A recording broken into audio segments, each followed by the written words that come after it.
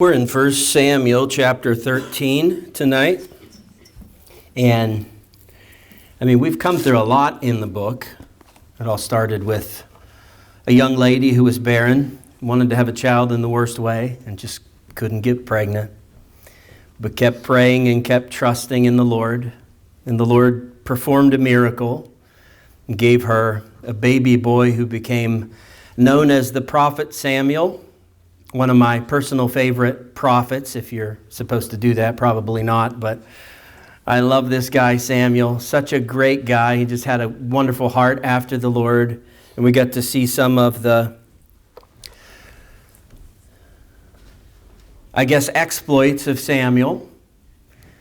And then chapters 10 through where we are tonight, chapter 13, this is really all you need to know to have a good grasp on what we're studying tonight. Chapter 10 was the chapter where the Lord spoke to Samuel, and Samuel chose Saul to be the king over the nation of Israel, the first king, in fact. And in that chapter, he was anointed with oil to be the king. And then Samuel let the Lord pick him as the king in front of the whole nation so that that could be an announcement for the nation. And then in chapter 11, we see Saul stand up and act like a king. The folks in Jabesh Gilead across the other side of the Jordan River, the east side, they were getting attacked by the Ammonites, and that provoked Saul into action. That really incited him to start to act like a king and serve the nation in that way. And it was a great story, a wonderful moment in the life of Saul to see him stand up and be the earthly reason, of course not the ultimate reason, but the earthly reason for a terrific victory over the Ammonites for the nation of Israel. Then chapter 12, of course, that was Samuel giving his farewell address to the nation of Israel, but that was only a farewell address to the government side of things. He was stepping down from civil leadership, and he was remaining in his position of spiritual leadership. He was still going to serve the nation by being a prophet of the Lord. And then we now come to chapter 13. And this is a pretty important moment in the life of Saul. You can tell by the title, I'm sure, that a big test is coming Saul's way in this chapter. Does he pass the test? Does he fail the test? If you read ahead tonight, you know. If you know your Bibles well, you know. If you don't know, you will know by the time we're done, I think. Unless I'm really just doing the worst job ever at teaching. You should figure that out. And this really is going to set Saul on a pathway for life. And what begins to happen here, the character that we begin to see come out of the heart and the life of Saul, that's really going to continue on to a greater degree. I'm trying not to give away, the ending here. To a greater degree until the end of his reign. So let's take a look at this very important moment in the life of Saul. This is kind of make or break in the eyes of the Lord. Not so much the nation, but in the eyes of the Lord. And let's begin reading at verse 1 and see how all of this pans out. 1 Samuel chapter 13, verse 1. It says, Saul lived for 1 year and then became king. And when he had reigned for 2 years over Israel, Saul chose, and I'm going to stop you right there for a moment just so that we can clean some of this up, because I know verse 1 can seem a little convoluted. It's not, of course, it's the Bible, so it's not convoluted.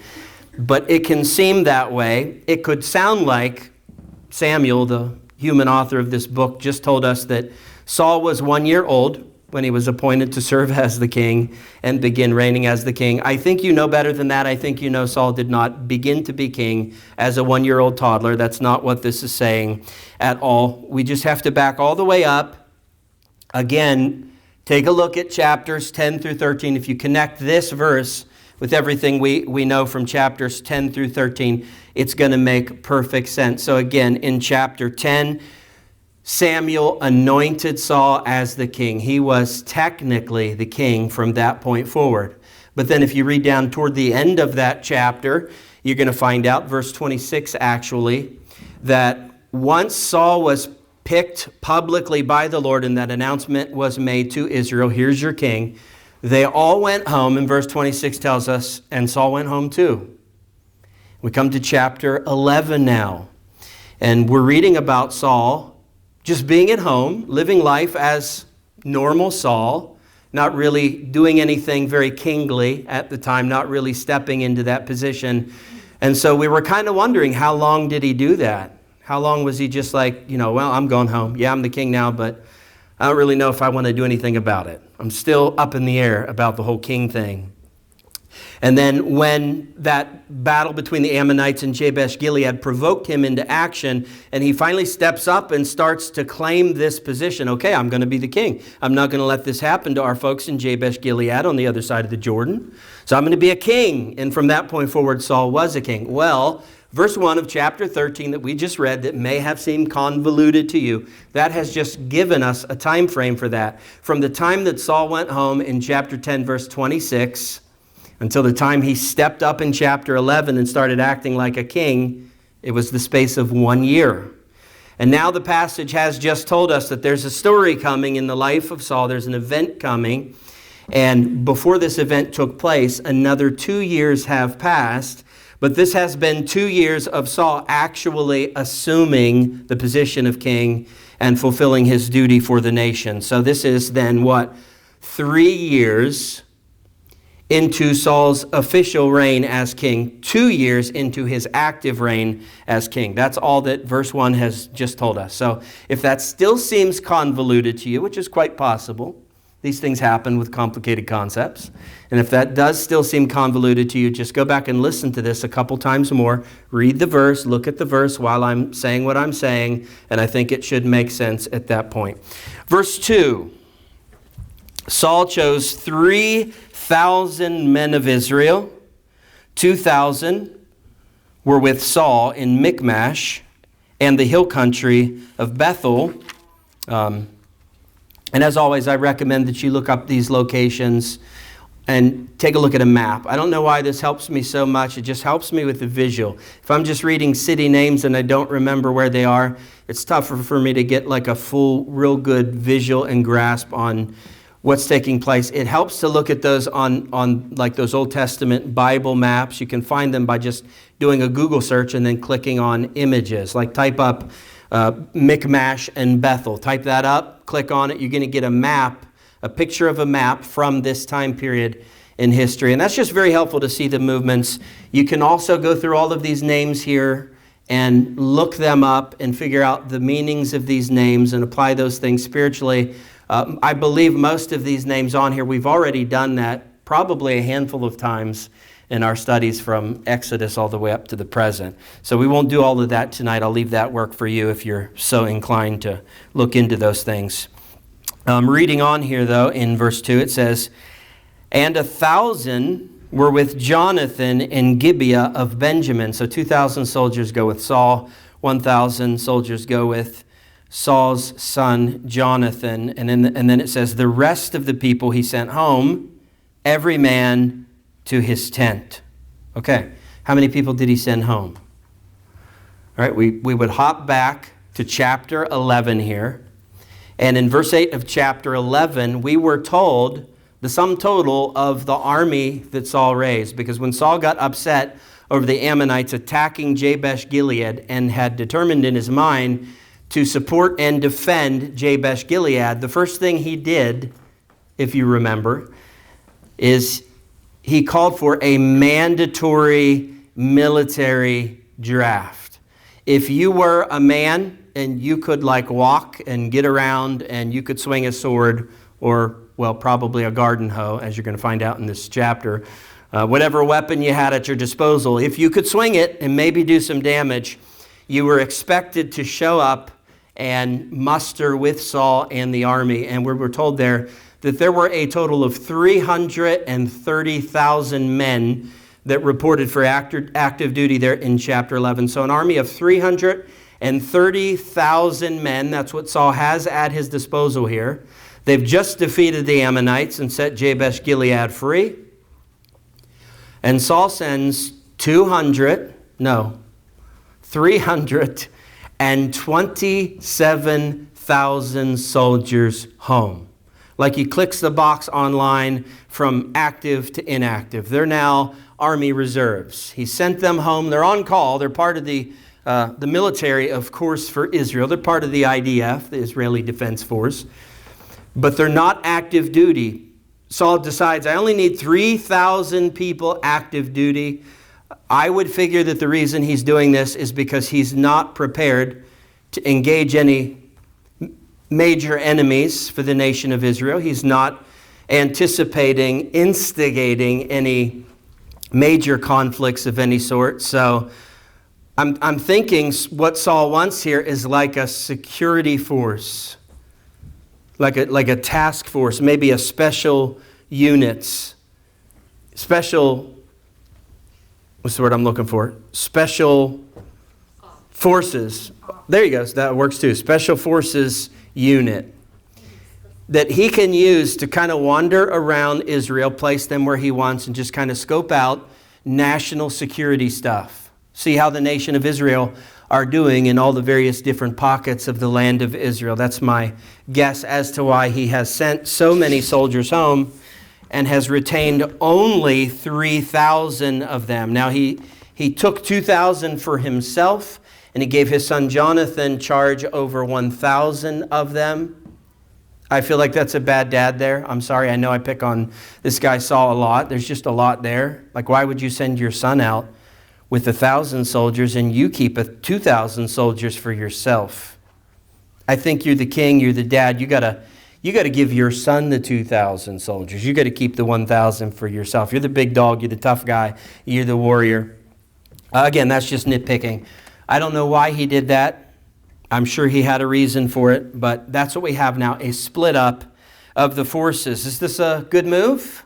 Is this going to come back to bite him in any way? I think you probably figure if I'm asking the question, then probably yes is the answer. It's going to come back and bite him. Verse 3, Jonathan defeated the garrison of the Philistines that was at Geba, and the Philistines, that would be the rest of the Philistine army, heard of it. Of course they did.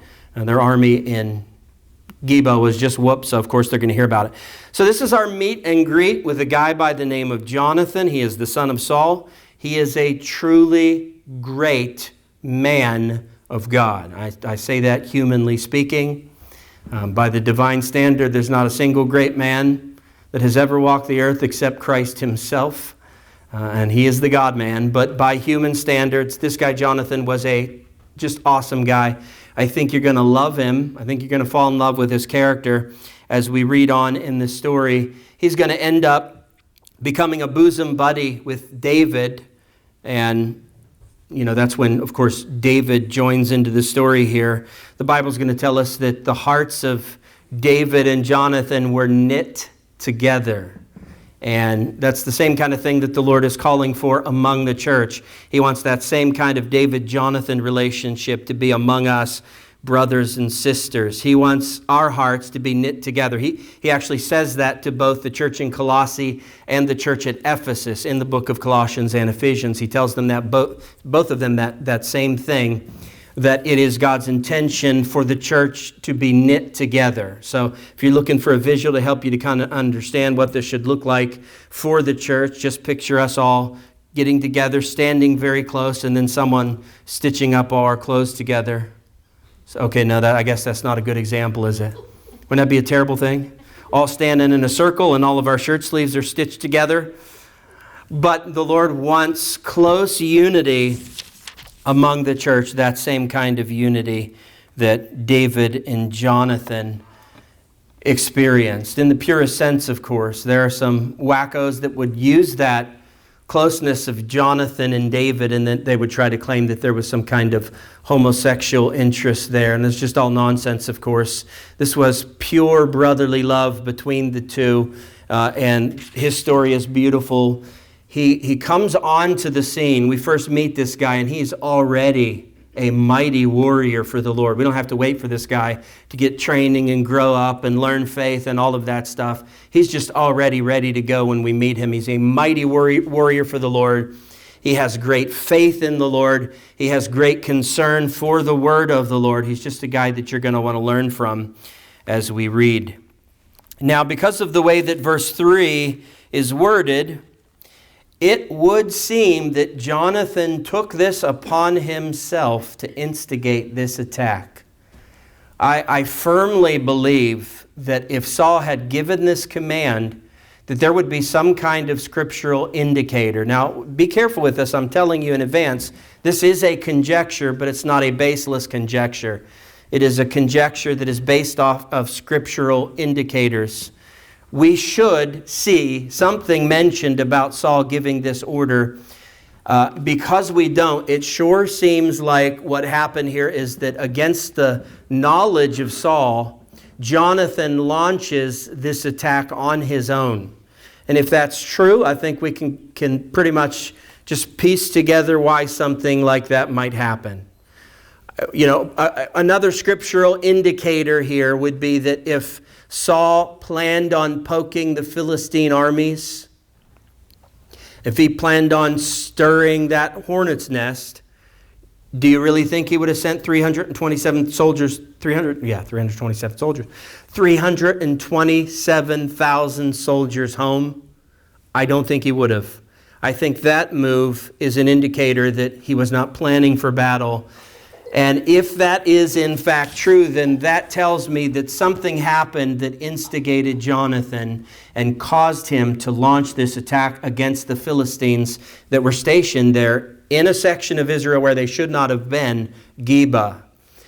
You can almost just picture it. You go to a situation and it has kind of like one of those David moments where Goliath is out there antagonizing the people of the Lord and blaspheming the Lord. And David, that's David's moment to say, how dare you defy the God of Israel? How dare you speak that way to Israel, God's people? Jonathan, I conjecture, had one of those moments. Maybe he saw how the folks there in Geba, the Israelites, were being treated by the Philistine oppressors. For whatever reason, he launches this attack, and now all of the Philistines, all of them have heard about this defeat. It was not just a fist fight and then they all broke it up and went home. We're talking Philistine loss of life here. Philistines were killed, and now, of course, this ragtag merry band of men are going to have to deal with the repercussions of the Philistine responses. Reading on in verse 3, and Saul blew the trumpet throughout all the land, saying, let the Hebrews, the Jews, the Israelites, let them hear, verse 4, and all Israel heard it. All Israel heard it said that Saul had defeated the garrison of the Philistines. I sure hope Saul was not taking credit for this victory. Because who pulled this victory off? Was it Saul? It wasn't Saul, was it? It was Jonathan. Jonathan did this. I, as I shared with you, don't suspect that Saul was even aware of it until it was over. I don't believe that Saul gave this charge. I do believe this was all Jonathan's doing, and yet we read what sounds like Saul taking the credit for it. He's the one blowing the trumpet, and he's the one that gets credit for the victory, or at least so it would seem. Now, I get it. He is the king, so he is ultimately responsible for victories and defeats, and in that sense, he is due some of the credit for a victory, regardless of which of his men pulled it off. He's due that. And then just to kind of defend him a little bit, it is quite possible that this was not the message that Saul sent out, but that this was the message that began to be passed around through the grapevine. He could have said something like, hey, we beat the Philistines in Geba, pass that word around. We drove them out, we wiped them out. And then as word spreads throughout the nation, it ends up being, hey, Saul defeated this garrison of the Philistines. Either way, it gets me thinking here, because this is certainly one of Saul's character flaws. You're going to see this quite a few times as we study through his life, his character flaws. Things like, ego, pride, jealousy, just this absolute obsession with getting all of the credit and all of the glory. God forbid that someone else should be credited with something that Saul feels like was to be his success. Case in point would be in a future study, 1 Samuel chapter 18, when David comes along in the story, and then God starts using David mightily. And that was fine for a while. Saul was quite happy with that because Saul, we're told in verse 5, he would send David out, and anywhere David went, he had success. That's what the verse says. So any army, any section of the Philistines, any enemy that Saul sicked David on, they would be wiped out. And Saul was great with that until one day, there in 1 Samuel chapter 18, when they came back from a victory over some Philistines, and some of the ladies went out to greet the soldiers, David included, as they returned from battle. And apparently someone in the nation wrote a song, and I guess we would give the title of that song, Saul has killed his thousands, but David his 10,000s. And that was it. That was like the beginning of the end. Jealousy grabbed the heart of Saul as he realized that the nation was seeing the successes of David, and now David was the hero. I mean, that song, that was like number one on the Israeli billboards for a while. Saul has killed his thousands, but David has killed his 10,000s. You know, this is not good. He's getting credit. He's getting glory. I'm the king. The people should be giving me the glory. They should be singing about my name, not in that sense, but I should be the one elevated. And that jealousy is going to end up driving him mad. It's going to cause him to make attempts on the life of David. He's going to end up being so obsessed that David ends up dead. He tries his best to kill David. I hope that's not what we're seeing already, this character flaw coming out of Saul already, but it is quite possible. I think it very well may be. Here's the rest of the news that the people of Israel were hearing. This is reading on in verse 4. And also that Israel had become a stench to the Philistines. You know, they were saying, it really stinks what you guys did. You guys stink. You make us sick. We know what your soldiers did to our Philistines that were stationed there in Geba. I know this kind of dates me, but that's okay. I'm not afraid of that. Back in my day, back when I was young, just a few years ago, it was like a very popular slang to say something stinks. So like me and my brother, I just remember we said that about everything. Everything stunk. Got to go back to school in a week. That stinks. Got to go to church tonight. That stinks. Sorry, Mom, I did feel that way sometimes. The neighbors are fighting again. They stink. Everything stinks. Well, the Israelites stunk if you were a Philistine, because you've lost men in this battle, and this was an unprovoked attack. It is also possible that the reason why the Israelites stunk to the Philistines is that perhaps they broke some kind of peace treaty. That's quite possible. They might have had some kind of peace pact in place, and if the Israelites broke that peace treaty, then yes, that would be a stench to the nation. Now, I wouldn't blame Jonathan. If there was a peace treaty in place, I wouldn't blame him for breaking that and attacking them and driving them out, because that's the standing order from the Lord. Drive all of the enemies out of the land of Canaan. That's Israel now. That's your land. I want you to have it. Regardless, Israel, you guys stink. Reading on in verse 4. And the people, the soldiers of Israel, were called out to join Saul at Gilgal. So you remember those 327,000 people that Saul said, yeah, you can take some time off and go into the reserves. We'll take you off active duty. Yeah, we need you again. We got problems. Everyone come back out. I know I just sent you away, but we have poked the bear here, and we're going to need you to report for duty. Do you all remember where Gilgal is? That is, I'll give you a little bit of hint. It's the first encampment location for the nation of Israel upon crossing from the east side of the Jordan River into the west side of the Jordan River. It is right there where they crossed over from Gennesaret. We'll call it Gennesaret, the lake with a million names, right? Tiberias, Gennesaret, Sea of Galilee, all the same thing. Between there and the Dead Sea. So where's Gilgal? Well, I gave it away completely in my hint. It's right there when you cross over. That's the first, like as soon as they got across the Jordan River, they set up camp right there, Gilgal. That's germane to the story. If you're wondering why I'm emphasizing that and pointing that out, you'll see when we get to verse 7.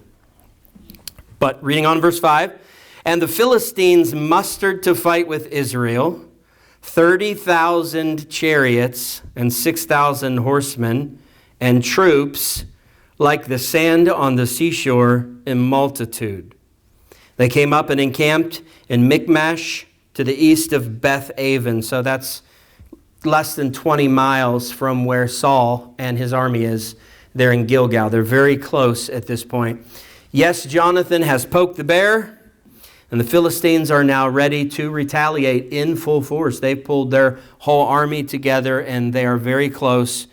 And I think it's worth knowing just how big of a deal this is, that when Jonathan instigated that attack, this ends up being the campaign that will ultimately liberate the people of Israel forever from their enemy, their oppressors, the Philistines. But that is not going to happen anytime soon. So he did poke the bear. He did stir that hornet's nest. But that battle was going to be waging for years and years and years. In fact, Saul would not live to see the end of that. He would not live to see the Israelites defeat the Philistines. That's going to happen in the days of David, King David. So this is a long campaign. This is a lengthy war that Jonathan has instigated here. And now we know that those are the enemies you're going to be reading about for a long time to come in 1 Samuel and 2 Samuel. Now, there is always controversy in verse 5 about the number of Philistine chariots. We read that it says 30,000 chariots, only 6,000 horses, but 30,000 chariots. It just doesn't even seem reasonable. And because it doesn't even seem reasonable, that has caused a lot of scholars to question whether or not it's accurate. Why would you have 30,000 chariots and only 6,000 horsemen? Here's the problem, and some folks will say this is a manuscript error, a copy error, and it should say 3,000 and not 30,000. Here's why I have a problem with that, because all of the manuscripts say 30,000, like all of them. The more recent manuscripts, the Textus Receptus, used to translate the King James Version and the New King James Version. The older manuscripts, the majority text used to translate the newer translations of the Bible, all of those manuscripts are unanimous on this, that the number was 30,000. So if we're going to say that this is a copy error, then we're going to have to make the confession that God's Word is inerrant in the original manuscripts, but not necessarily with the copies that we have available to us. Does that make anyone else uncomfortable? That would make me very uncomfortable to say that. It would make me very uncomfortable to say, I believe in the inerrancy of a manuscript that we don't have. And every other manuscript that we do have, every other copy of those manuscripts, they're flawed in this spot. I can't bring myself to say that. So because of the unanimity of the manuscripts, I'm just going to go ahead and believe that if the Bible says there were 30,000 chariots here, if that's what all of the manuscripts say, then it must mean that there were 30,000 chariots here. If that's true, all that's teaching us is that the Philistines had a huge army, and they were planning to have an even bigger army. And hello, that's the point of the text. We were just told that they were numbering in multitude, like pretty much equivalent with the sands of the seashore. It's an expression, of course, but We were just told that. This is a massive army, so I'm going to go ahead and believe this as it is. And all this tells me is that they were like popping chariots out of their chariot factory like crazy. They had way more than they even had horsemen for. So all that tells me is that they had big military plans for the future. They had plans on recruiting enough horsemen to ride those chariots in battle. To me, that's like the military strategy of the future. And it tells me that it's probably a good thing that Jonathan instigated this war, and they can start to pick away at those Philistine numbers, because had they not, and they ended up filling the seats of those 30,000 chariots, that would have been an army that only the Lord could take down. That would have been a ginormous, like an impossible to understand, ginormous army. Verse 8. No, that's not where we are. Verse 6. They look the same. They're really, with my blurry eyes. Verse 6. When the men of Israel saw that they were in trouble, for the people were hard pressed, and that means that they were outnumbered, and that they were being surrounded. So when they got to the point where they felt like they were outnumbered and surrounded, they joined hands together and started singing the chorus. It may feel like I'm surrounded, but I'm surrounded by you. And they started to reaffirm their trust in the Lord. No matter how desperate the situation looked, it didn't shake their faith in the Lord. I wish that was the account that I could give you, but unfortunately, it says this, that when they were hard-pressed and feeling surrounded, they hid themselves, or some of them anyway, hid themselves in caves and in holes and in rocks and in tombs. Hope they were like empty tombs, unused tombs, and in cisterns. I hope those were empty cisterns, because cisterns were holding tanks in the ground for drinking water and what have you. I don't know. They're petrified to go to these kind of measures to get away. Verse 7, and some Hebrews crossed the fords of the Jordan to the land of Gad and Gilead. Isn't this amazing? You know, they wanted a king so bad. They just knew that, yep, that's the thing for us. That's really going to put us on the map. That's going to make us feel good to have that kind of government, and we're just going to be A-okay in life and sailing through it. But they get a king, and they've come to find out that having a king, that does not necessarily build your faith, nor does it build your courage for battle. Doesn't seem to have helped them a bit. They have a king, but they are petrified here. And it says that Saul was still at Gilgal, and all the people, that would be those who remained with him, those that did not run away and try to hide, or run across the Jordan River to the east side, where the 2.5 tribes were, those that remained were following him, trembling. So even they were absolutely petrified, scared to death. In verse 15, we will be told that Saul ends up eventually with only 600 soldiers. Everyone else ends up deserting Saul here. Some of them hiding out. Some of them crossed the river. They just got out of Dodge. You know, they were like, well, we just helped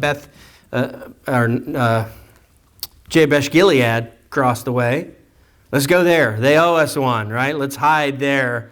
We got to get away from this. We don't want anything to do with that. So of those 3,000 soldiers that Saul had with him, only 600 remain with him at this point, and those 600 that are there with him, they are just absolutely trembling. They're petrified. Before I move on, let me say this.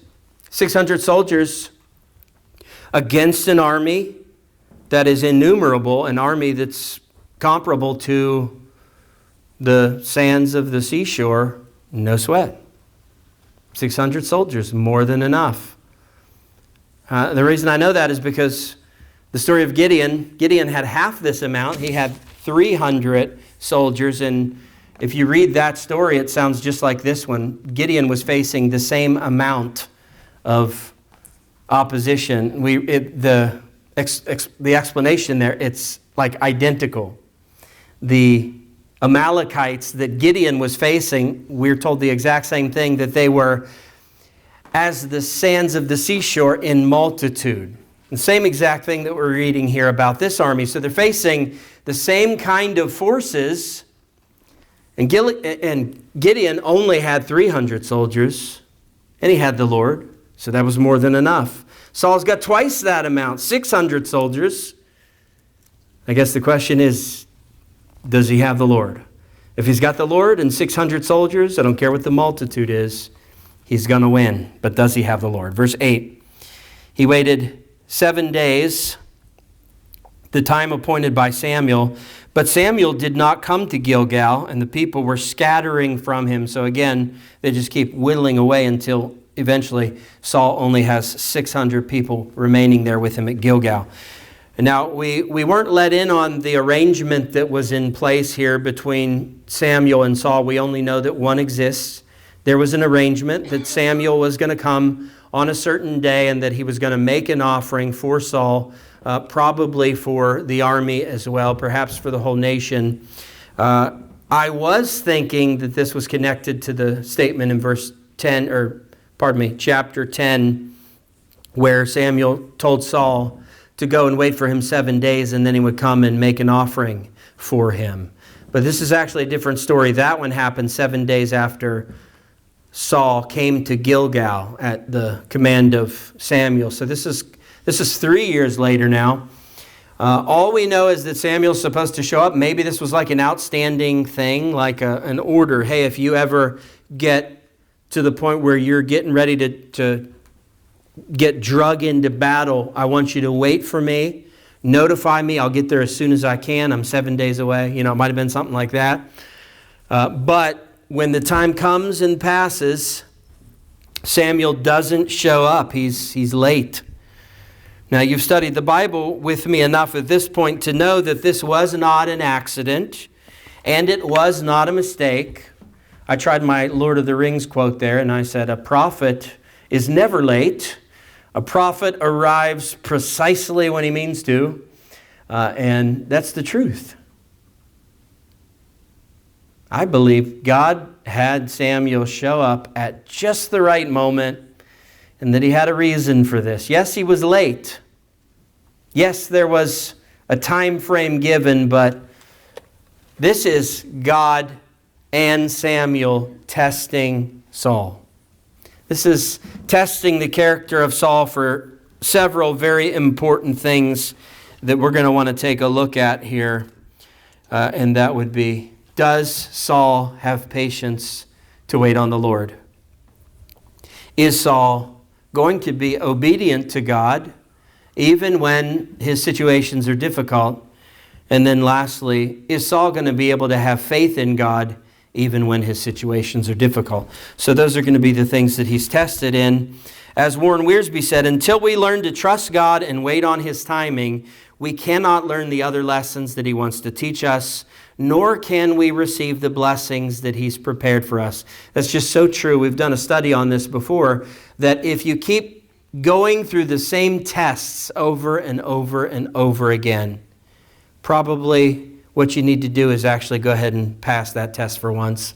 And when you pass that test, then the Lord's going to take you on to the next thing. But if you keep getting stuck in that one spot and you keep failing that one test that he's trying to give you, then you're going to keep going through that one test. That's how the Lord works. If you're being tested for your patience or your obedience or your faith, and you keep failing that, the Lord's not going to move you on to something else. Like, okay, well, the faith thing didn't work. The patience thing didn't work.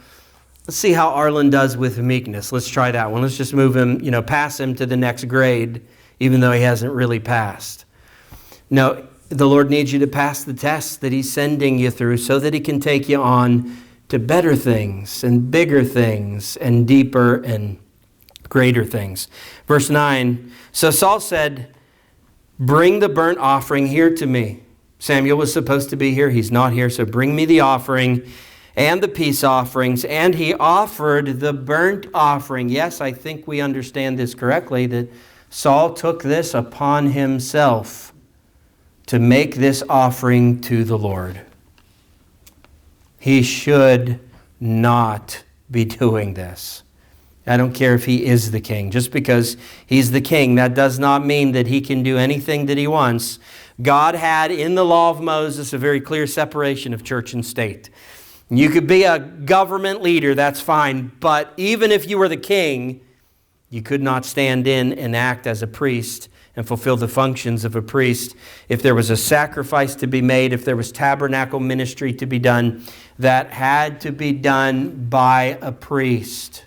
Someone from the tribe of Levi, more specifically, from the tribe of Aaron. Saul is none of those things, and what he has done is transgressed the law of Moses. Now, if we're scraping to find some good things to say about Saul, not Paul, that's Sunday morning. You can see why I'm confused. Saul on Wednesday night, Paul on Sunday morning. We should have picked a different book, I think. We're starting 1 Peter next week. Let's just change our plan. If we're scraping to find something to commend about Saul, I think we could commend his motivation here. His motivation is a good one. His motivation is, look, I don't want to go into battle until I know we have the Lord's favor. I want to pray. Let's seek the Lord. And that is a wonderful motivation, but we can never get tricked by making motivation the be-all, end-all. Because you can have the right motivations, but you still need to do the right thing with your motivations. You can't just do something recklessly, carelessly, in a way that grieves something that we're commanded of in the Scriptures and say, oh, well, my intentions were good. My heart was good. Your motivation needs to be good. That's the start, but that's not the finish. The finish would be take that motivation and channel it properly. Channel it through the Scriptures and the commands of the Lord. Do the right thing with that motivation so that you please the Lord. We got to have biblical appropriateness that we're attaching to all of our motivations.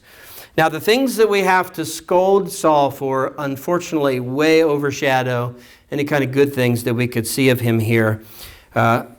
Here's some real clear pictures of some of this guy's character issues. Clearly, he was a very impatient man. He just could not wait.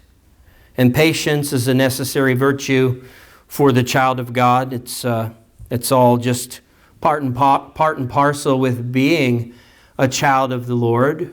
I think pretty much everything that the Lord's taking you through in your Christian life, it probably involves some degree of patience, does it not? And whatever you're praying for, I'm guessing there's been like some patience that has been required.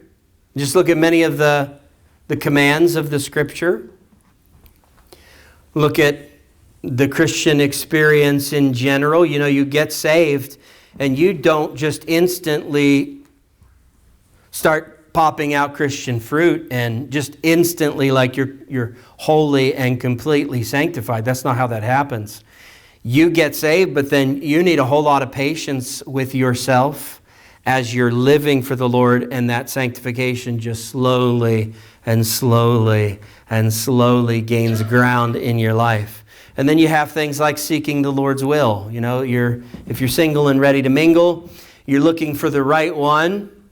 The Lord is going to probably expect you to have patience so that He can bring you the best person that He wants you to be with in your life. And then when you do find that one person, Mr. Right and Mrs. Right, as the case may be, well, then the Lord's going to require more patience from you. And that would be, I don't want you guys sexually involved until you're married.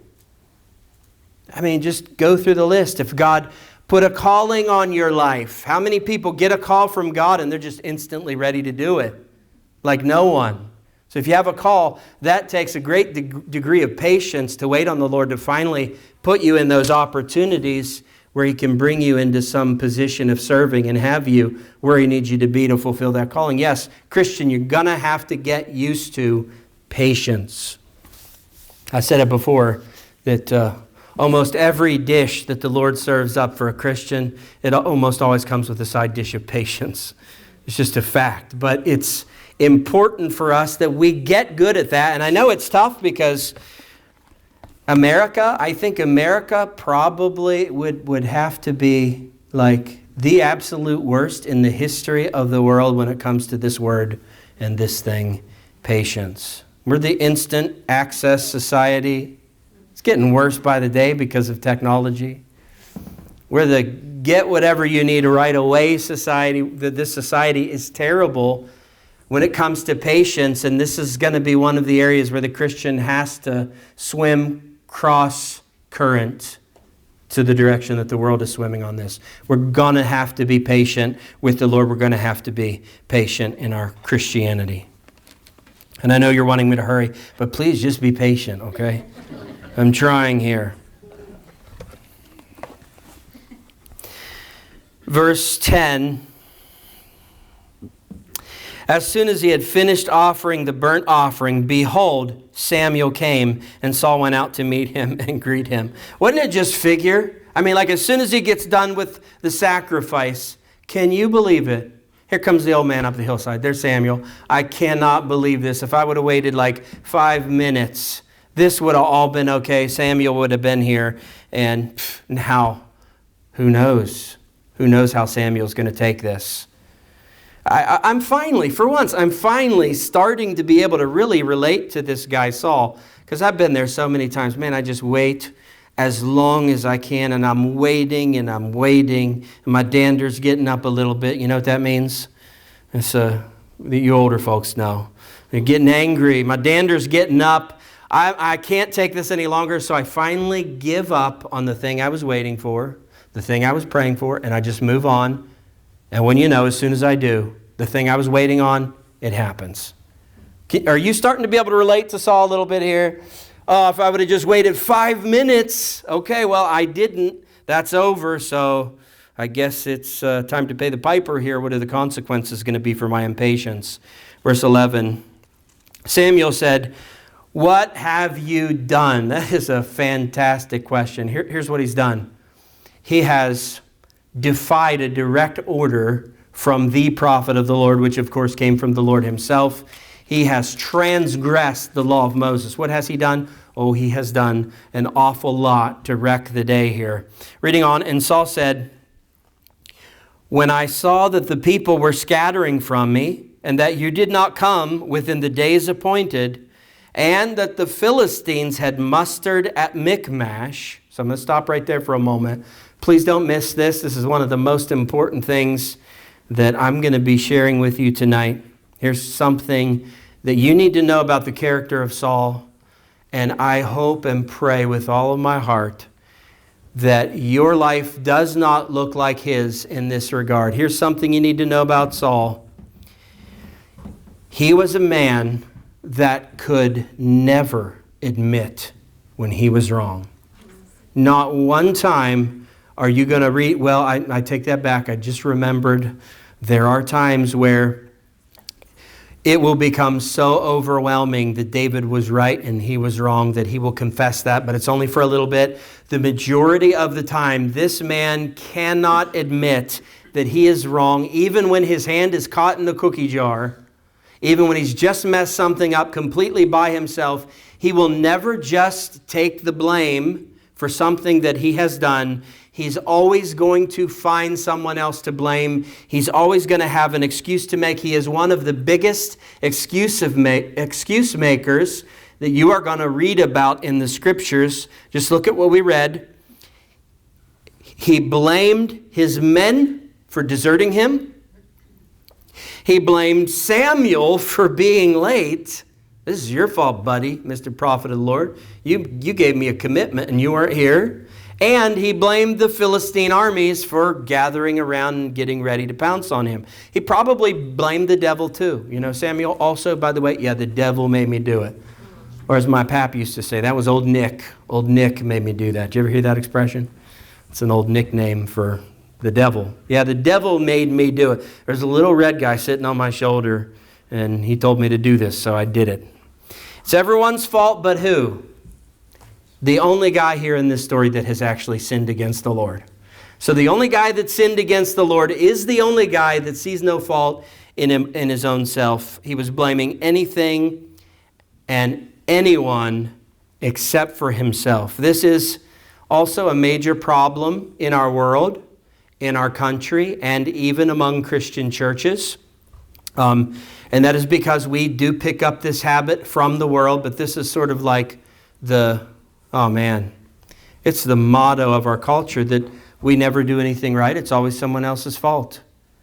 I am always right. Everything I do is totally appropriate. And if something has gone wrong, if there's been a problem, then it's got to be your fault. It's got to be someone else's fault. And it just can't be my fault. Excuses do not work with God. And the reason they don't work is because God can, He can see the baseline truths that we're pressing past and trying to ignore while we're making our excuses. He knows exactly what happened. He knows that to some extent and to some depth, we know that as well, and that we're lying to ourselves. He knows that we're going to make mistakes.